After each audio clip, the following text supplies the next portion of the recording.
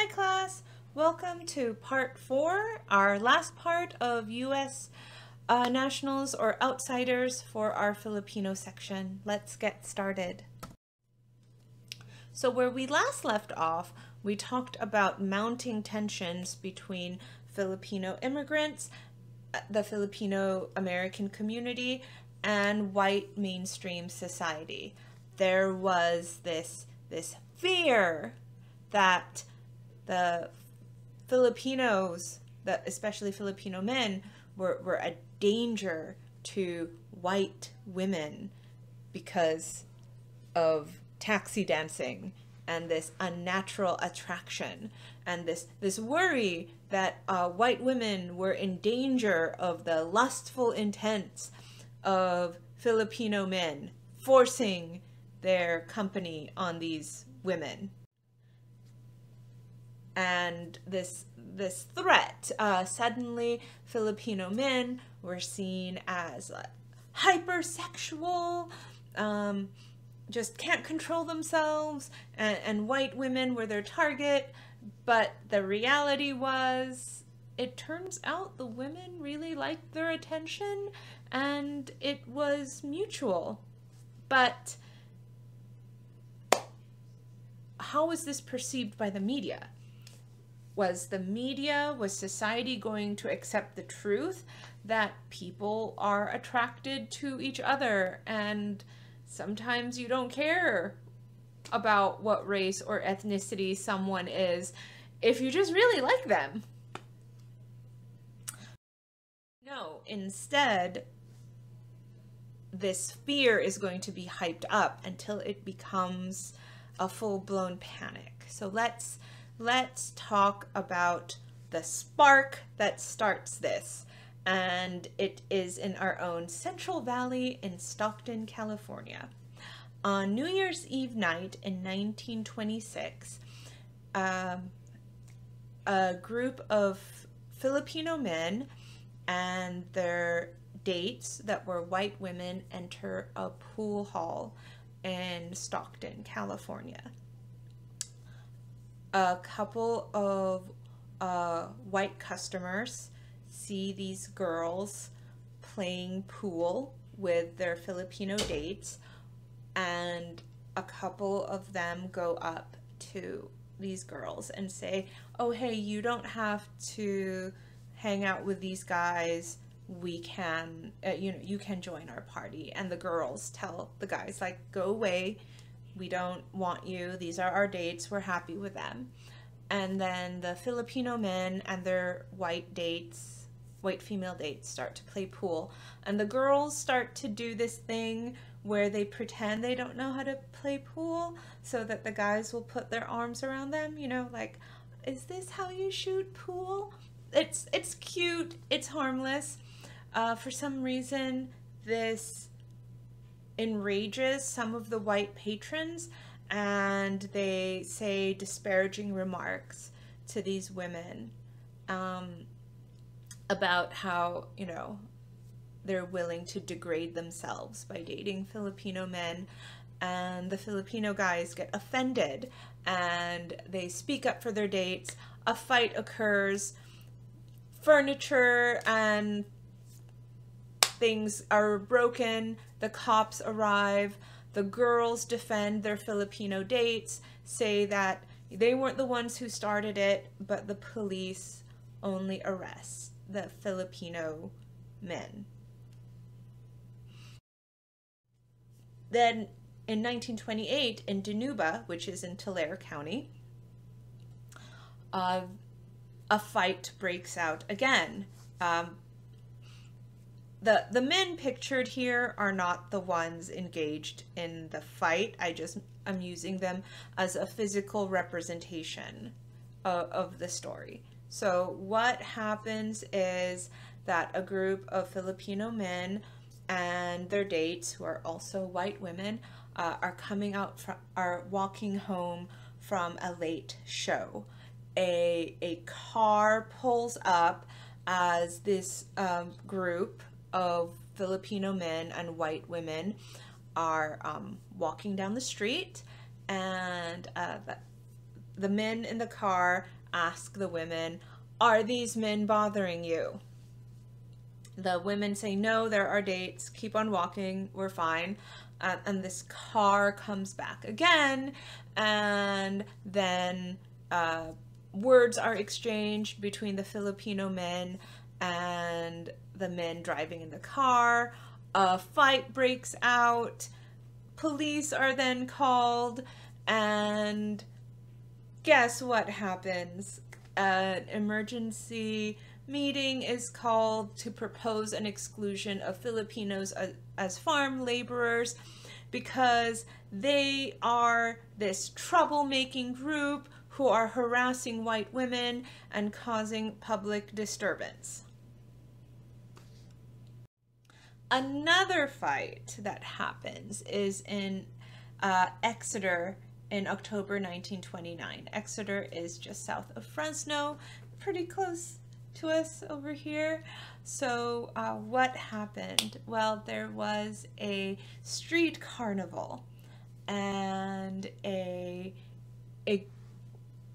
double date. Two Filipino workers and two white women were at the street carnival. The men were trying to get prizes for their dates, while their dates were like teasing them, you know, like you're trying to do a ring toss, and the girls were teasing the guys, saying that like, "Oh, you can't get me a prize," or something like that. Then during the, I can't describe this game well, I'm sorry. But it's like you have this mallet and you're supposed to hit something, and then like it's supposed to measure how strong you are. And the girls were teasing the guys, saying that like, "Oh, maybe I'll get you a prize." You could clearly see that this was all in good nature. No one was getting upset. You know, the guys were saying like, "You're distracting me. Shh, be quiet. I won't be able to do this if you make me laugh." They clearly were not angry. But someone thought that these women were in danger, and they went up to the girls and said, "Are these men bothering you?" The men got insulted. The Filipino men got insulted because, of course you would be, right? Like, you're having fun at a carnival with your date. They're clearly teasing you because they feel comfortable with you, and now you're being accused of threatening these girls in some way. However, the girls are able to tell their dates, you know, "Let's just leave. This place is lame anyway." Okay, so what happens is later that day, a different group of Filipino men are rounded up in a field, and they are beaten up, and they're left in a ditch. The newspaper covers this and spins it around as Filipinos are a menace and are violently fighting each other because of their unnatural attraction to white women. And we have to protect our community from this brown menace that is targeting our women who clearly do not want their attention.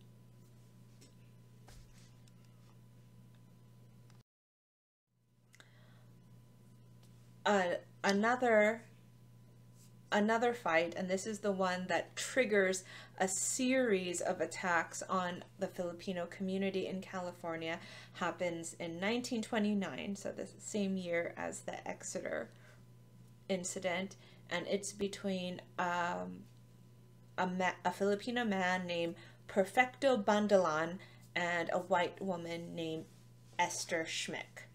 Esther Schmick and Perfecto Bandalan were caught in a motel together in the middle of a romantic rendezvous. The police kicked down the door and were there to rescue poor Esther Schmick because her father, Alec Schmick, went to the police station and said, "I heard that a Filipino man has taken my little girl." Never mind, Esther was an adult woman at this time. And even though Esther had stated in her first police questioning that she had willingly met Perfecto Bandolan in a bar, and she had went with him to the motel room of her own choice. After hours of interrogation, she changed her story and she repeated her father's she repeated her father's lies that Perfecto Bandolan had forced her to go to the motel. Now, later during trial, she will tell the truth again, but the newspapers had already reported about how this white woman was forced into an unnatural sexual relationship with this Filipino man. Lock up your wives and daughters, white America. Filipino men are coming for them. And this triggers a series of violence towards Filipino workers. From 1930, January 20 to 25, there were riots up and down the California coast, where there would be raids on dance halls. It started in Watsonville, where Esther and Perfecto were. On January 20th, a group of white men armed themselves, joined by police officers, go into a taxi dance hall where there were 9 white women dancing there. They told the people, line up on the wall, and they only took out the Filipino men there. They beat them up, they hit them in the head, and then they brought them to a field.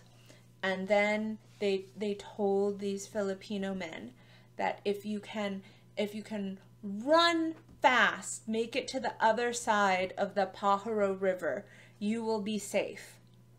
And while these men, these Filipino men who've already been hit in the head, they're hurt, they're injured, they're bleeding, are running as fast as they can to get to the other side of the river, this angry posse get in their trucks and start shooting at them. The next day, the bodies of these injured and shot Filipino men are found floating in the Pajaro River. And this riot spreads from Watsonville to Stockton to San Francisco to San Jose, attacking dance halls where Filipino men are known to be at, and saying that this was necessary because we had to protect our women. These incidents are reported on by the newspapers, but it is twisted. The newspapers report about how violent the Filipino community is, how violent it is, and how all of this stems because of the unnatural attraction Filipino men have towards white women. My God, why is the Filipino community so violent and so hypersexualized?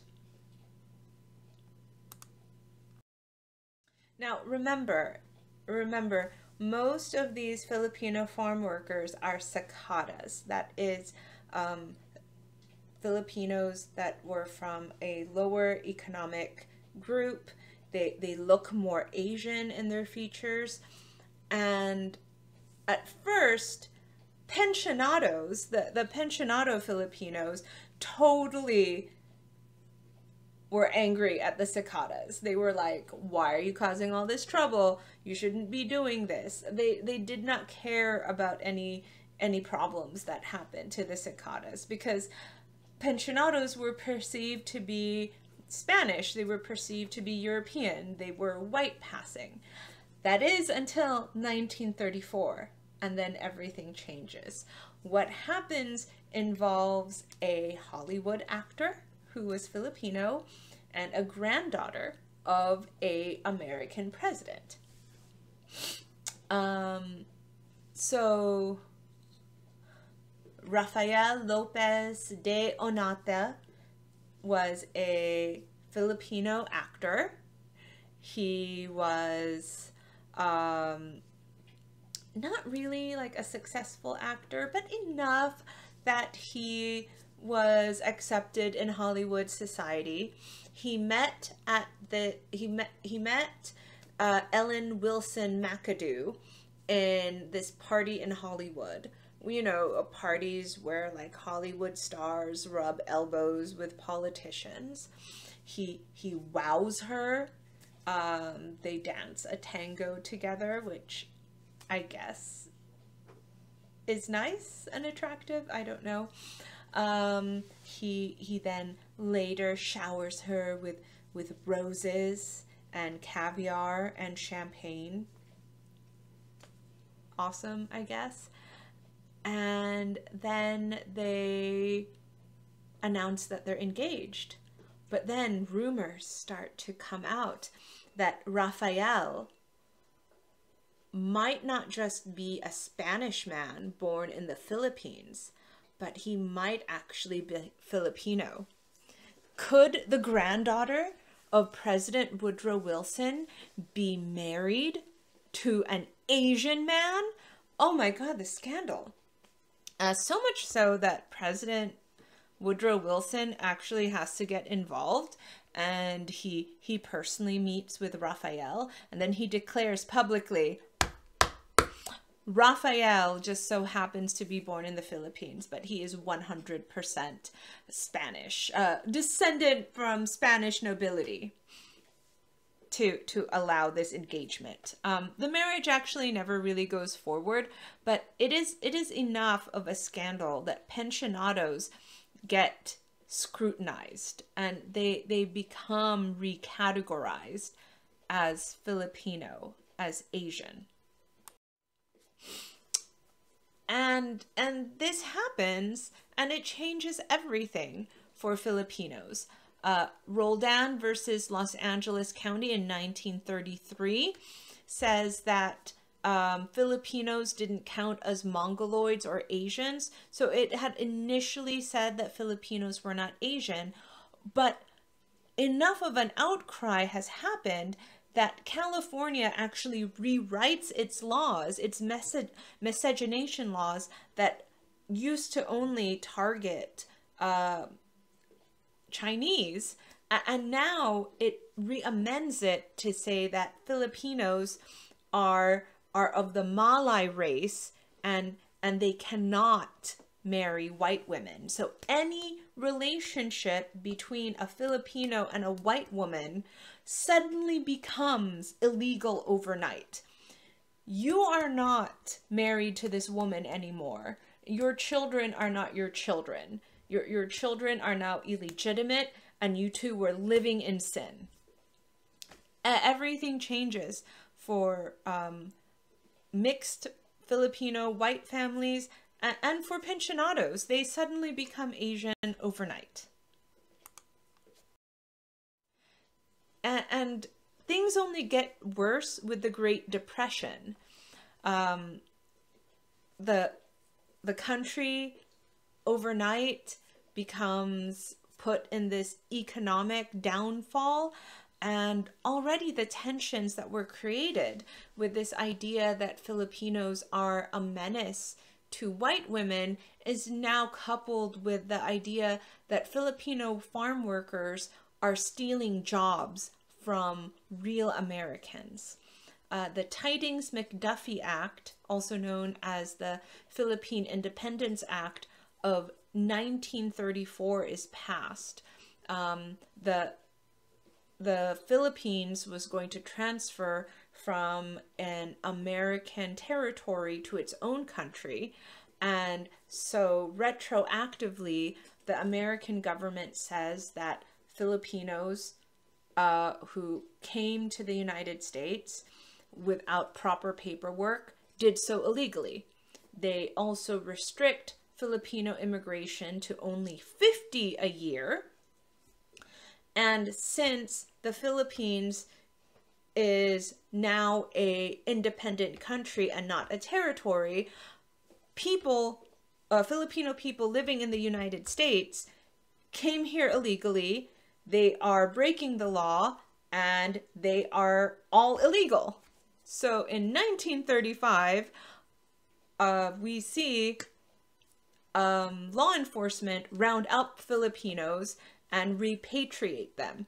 And they didn't make a difference between Filipinos born here in the United States or Filipino immigrants. They were all rounded up, deported back to the Philippines, and said, if you think we made a mistake, file the necessary paperwork. However, World War II changes everything for Filipinos.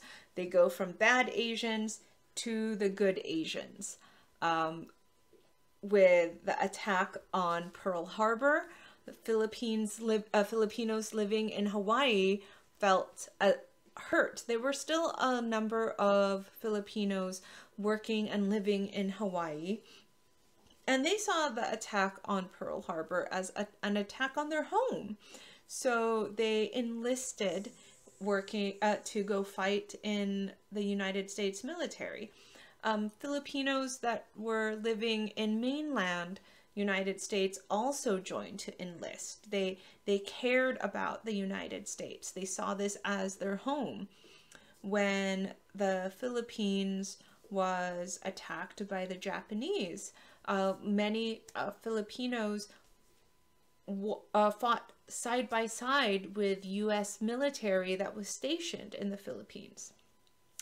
And after the war, out of recognition for the good and contributions they did, a lot of Filipinos were granted citizenship. Many of them who had also lived in the United States before they were forcefully repatriated, so they were happy to come back to the United States. We also see servicemen bringing in Filipino war brides. They were allowed to do so with the War Bride Act and the Fiancé Act that saw about 16,000 Filipino women entering the United States. And the Loose Seller Act of 1946 increases the quota of Filipinos to 100 persons a year. So some good things did happen from this. We see the fourth wave of Filipino immigration come in with the Immigration Act of 1965. Remember, this is the good one. This one gets rid of the quota system and allows for family reunification. So if you are a citizen, a naturalized citizen, you can petition to have your family members come. We also see a high increase of Filipino immigration in the 70s and 80s due to the military, with military servicemen, especially Navy, marry Filipino women with before the when they were stationed in the Philippines, and they petitioned to have their wives come over. After World War II, we also see nursing programs being set up in the Philippines. So if you've ever wondered why there's so many Filipino nurses, it has to do with the creation of the Commission of Graduates of Foreign Nursing Schools that was established in the Philippines after World War II to fix the need of having healthcare workers. So these nursing schools were created by the United States, and these nursing schools are equivalent in their equivalent to the U.S. nursing program, and a lot of Filipinos enter this program, and they are educated, they are trained, and meet the requirements here in the United States. And between the 1960s up to the 2000s, the biggest export of the Philippines are their nurses. And these nurses not just come to the United States, but internationally. And this is how a lot of Filipinos are able to come to the United States. It really hit its peak in the 80s and 90s with the AIDS crisis here in the United States, where there was a need for medical professionals. So what happens to Filipinos today? Well, today, since the 2010 census, there are 545,463 legal permanent residences and a higher amount of Filipino citizens. We see a great proportion of Filipinos in the medical field, in the teaching field. We see the Filipino language of Tagalog being taught in universities and colleges. We also see an embrace of Filipino culture. We also see the push for recognition of what Filipinos have contributed to not just California history, but also in U.S. history. Filipinos like Larry Itliong marched along with Cesar Chavez for agricultural workers here in the United States. We also see Filipinos wanting their stories to be told, how they were here since the beginning of United States history. So let's reassess. How would we look at Filipino immigration? Do we see this as a successful Asian immigrant group? What is their influence? What is their legacy? What can we learn? Let's discuss all of this, hopefully in our Zoom meeting this week. I'll see you guys later. Bye.